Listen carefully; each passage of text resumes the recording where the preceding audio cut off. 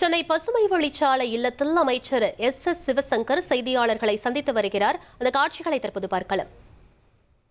வட இந்திய தலைவர்கள் அதிமுக தலைவரை பார்ப்பதற்கு அவர் வீட்டு வாசற்படியில் வந்து நிற்கின்ற சூழலை மாற்றி இன்றைக்கு ஒவ்வொரு முடிவை எடுப்பதற்கும் டெல்லிக்கு பறந்து போய் வந்த எடப்பாடி பழனிசாமி அவர்கள் திராவிட முன்னேற்ற கழக தலைவர் மாண்பு தமிழ்நாடு முதலமைச்சர் அவர்களையும் திராவிட முன்னேற்ற கழகத்தின் கூட்டணி கட்சி தலைவர்களையும் தேவையற்ற விமர்சனம் செய்து வருகிறார். தமிழ்நாட்டு மக்களுக்கு மிக தெளிவாக எடப்பாடி பழனிசாமி அவருடைய செயல்பாடை அவரே உணர்த்தி இருக்கிறார். ஒவ்வொரு முறை அவர் டெல்லி சென்று வந்த பிறகு ஒவ்வொரு கட்சிக்கு எத்தனை இடங்கள் என்பதை அறிவிக்கின்ற சூழலில்தான் அவர் இருந்தார். அவர் டெல்லிக்கு போவது மாத்திரமல்ல, அவர்களுடைய கூட்டணியில் இருக்கின்ற கட்சிகளாக இருக்கின்ற அமமுக, பாமக தலைவர்களும் டெல்லிக்கு போய் வந்துதான் தங்கள் பிரச்சனை தீர்ந்தது என்பதை வெளிப்படையாக சொன்னார்கள். இன்னும் தெளிவாக சொல்ல வேண்டும் என்றால், அமமுக தலைவர்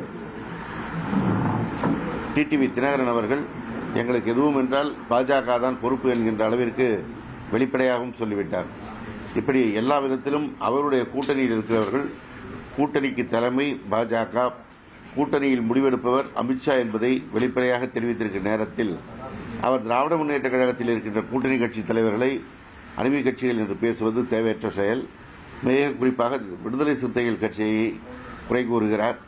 விடுதலை சிறுத்தைகள் கட்சி எப்படி படிப்படியாக தேர்தல் களத்திலே சவால்களை சந்தித்து வளர்ந்து வந்த கட்சி, அதனுடைய தலைவர் அதன் எழுச்சித் தலைவர் திருமா அவர்கள் ஒவ்வொரு முறையும் தேர்தல் களத்திலே வெற்றியை நிரூபித்து இன்றைக்கு திராவிட முன்னேற்ற கழகத்தின் கூட்டணி தலைமையால் மாண்புமிகு கழகத் தலைவர் அவர்களால் அங்கீகரிக்கப்பட்டிருக்கிறார். எனவே இவர் இந்த நல்லுறவோடு இருக்கின்ற இந்த கூட்டணியை அவர் விமர்சனம் செய்கிறார். அவருடைய கூட்டணியில் பாஜகவிற்கு கடந்த முறையை விட அதிக இடங்களை கொடுத்தது மாத்திரமல்ல, பாஜக சின்னமான தாமரை சின்னத்தில் இன்னும் கூடுதல் இடங்களில் பல கட்சிகள் போட்டியிடுகின்ற நிலை வந்திருக்கிறது.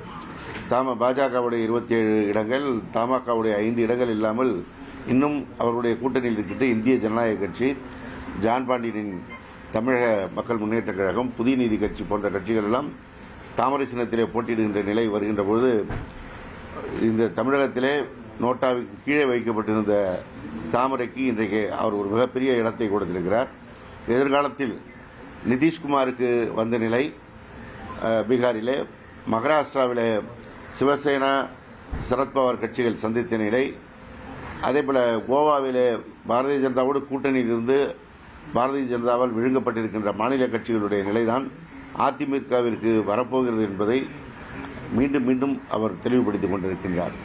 எனவே இப்படிப்பட்ட சூழலில் முதலில் அதிமுக தொண்டருடைய சுயமரியாதையை காக்கின்ற வகையில் அவருடைய நடத்தை இருப்பதுதான் திராவிட கட்சி என்று சொல்லிக் கொண்டிருக்கின்ற நிலையில் அதிமுகவிற்கு ஒரு ஏற்படக்கூடிய களங்கத்தை துடைக்கின்ற செயலாக இருக்கும்.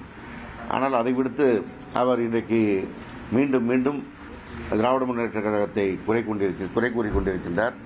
அவர் என்னதான் மேக்கப் போட்டுக் கொண்டு மறைக்க நினைத்தாலும் அவருடைய ஒவ்வொரு அறிவிப்பிற்கு பின்னால் அமித்ஷா தான் இருக்கிறார் என்பது மிக தெளிவாக கிராமத்தில் இருக்கின்ற மக்களும் சொல்லக்கூடிய நிலையில் இருக்கிறது. அதிமுக என்பதையே அடிமை திமுக என்கின்ற பெயர் மாற்றுகின்ற அளவிற்கு கொண்டு சென்று விட்டார் என்றுதான் அதிமுகவில் இருக்கின்றவர்களே குற்றம் சாட்டக்கூடிய நிலைக்கு எடப்பாடி பழனிசாமி அவருடைய நிலை இன்றைக்கு இருக்கிறது.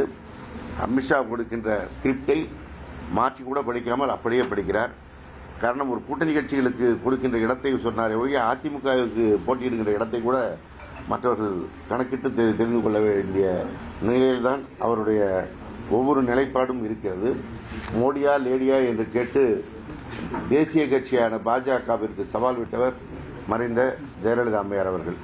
ஆனால் இன்றைக்கு மோடிதான் எல்லாம் என்று சொல்லி மறைந்த அம்மையார் ஜெயலலிதாவுடைய ஆன்மாவையே சாகடிக்கின்ற அளவிற்கு எடப்பாடி பழனிசாமி அவர்கள் சென்று விட்டார்கள்.